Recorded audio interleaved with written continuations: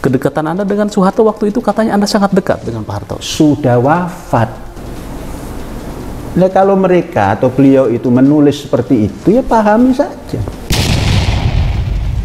Saya melihat Panji Gumilang cuman lakuan aja.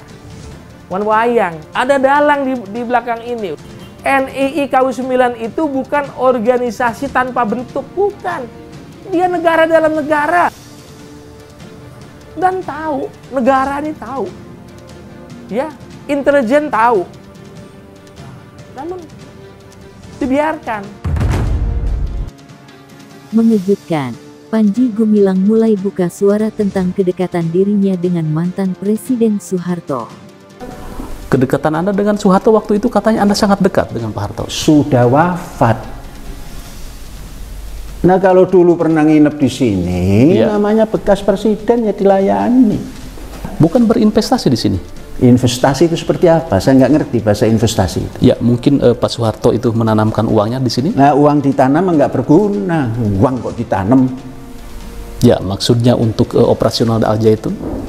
Bagaimana Al-Zaitun ini terus bergerak untuk mendapatkan dana yang halal melalui ekonomi. Ya, okay. Lah kalau Pak Harto datang ke sini memberikan prasasti, nah kalau memberi sesuatu ya harus diterima. Sombong amat kalau nggak nerima pemberian orang.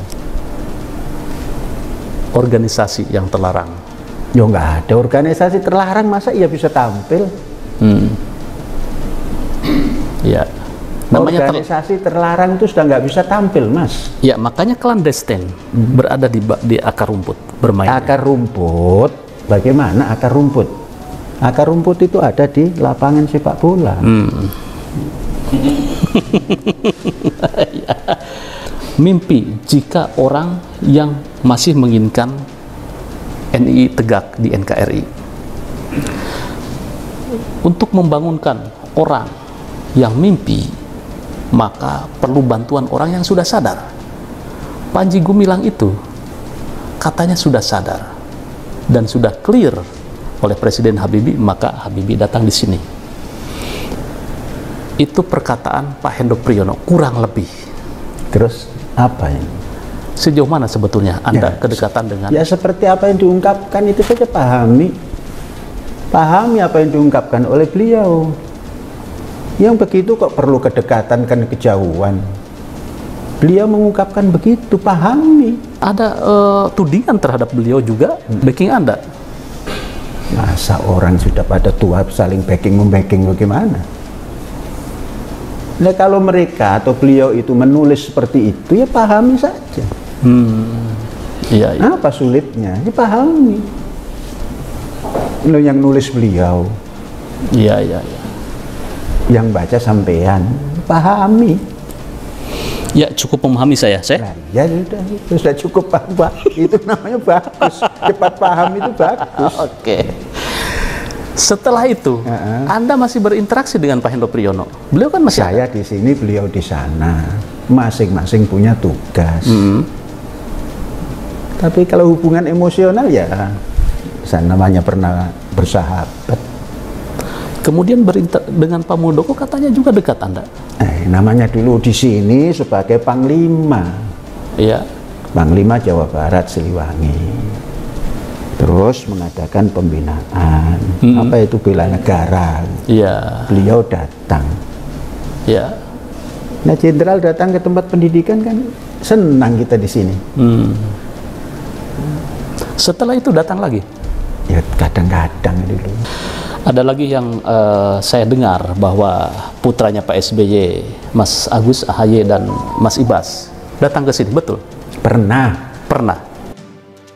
Semakin banyak bukti yang menunjukkan Al-Zaitun adalah sarang dari NII KW9 yang berkedok pondok pesantren. Yang menjadi masalah dalam organisasi NII pimpinan Panji Gumilang itu, karena Panji diduga memanfaatkan kekuasaannya dalam NII untuk memeras harta para jamaahnya, untuk memperkaya diri, demi kepentingannya sendiri.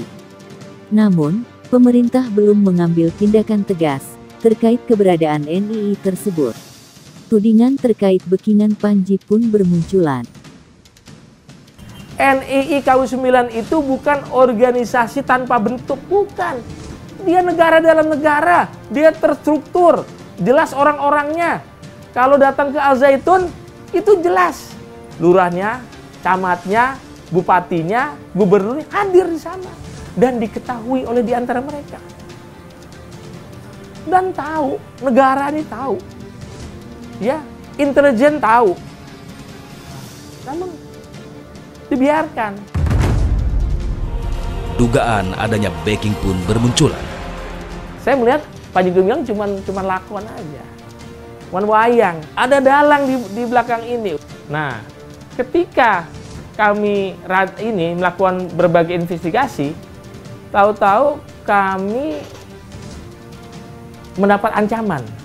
Mendapat ancaman saat itu tahun 2003 dari Kepala BIN saat itu. Saat itu sedang berpidato di Mahat Al Zaitun, mewakili presiden. Mewakili presiden, bro. Ya, mereka, Pak Hendro menyampaikan begini. Mereka orang sakit hati, ya, orang yang iri hati terhadap kebesaran Mahat Al Zaitun. Buku yang mereka terbitkan itu buku iblis. Ya, orang-orang itu akan saya hajar. Ya, selama masih saya ada kekuatan, saya akan hajar itu. Ini kan ancaman dari nggak main-main. Dia mewakili, hadir situ mewakili sebagai kepala BIN, mewakili kepala negara. Ini terbukti. Kenapa? Karena kami di tahun 2007-2008, ya, bersama dengan Intelkam Polri itu melakukan penyusupan. Mulai dari masyarakat, ada teman-teman mahasiswa, relawan-relawan yang siap untuk siap dibaiat lah gitu. Paling tidak kita punya ada hampir 10 orang. Nah, 2-3 orangnya anggota polisi. Dan mereka berhasil mendapatkan video baiat, mendapatkan video penyerahan serah terima pemindahan dari warga negara RI berpindah kepada warga negara NII. Dan itu diabadikan. Artinya, ya, polisi sudah tahu, BIN sudah tahu, negara ini sudah tahu.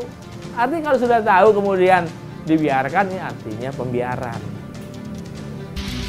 Saat itu kami ini agak terpacu terpacu untuk melakukan bagaimana caranya kita menemukan alat bukti. Akhirnya kami melakukan penggerebekan di hampir tiap minggu kami melakukan penggerebekan. Karena dari situlah kami mendapatkan alat bukti. Dan bukan polisi yang bekerja untuk menggerebek, kami masyarakat. Ya, juga kami libatkan teman-teman media. Akhirnya terkumpullah banyak fakta-fakta.